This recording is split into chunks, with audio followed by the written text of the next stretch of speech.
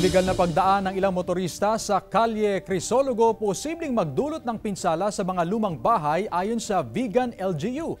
Tinutukoy yan ni Ivy Hernando.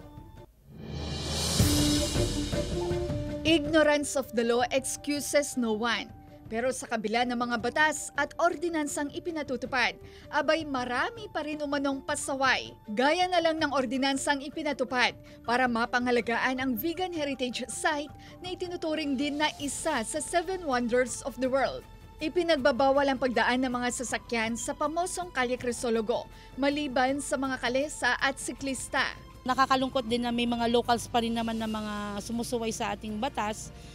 Pero we make it sure naman na may bibigyan sila ng kaukulang parusa or penalty. Kahit may mga karatula, marami pa rin daw ang turistang lumalabag. Pero bakit nga ba ipinagbabawal ang pagdaan ng mga sasakyan sa Kalye Crisologo? Well, it's one of the conservation efforts para protektahan ang mga ancestral houses. Kasi pag dadaan yung mga motorized vehicles dyan, masishake yung foundation. So may tendency na masisira sila. Binabalewala yung signboard kasi pag nahuli na sila, tinitikatan namin.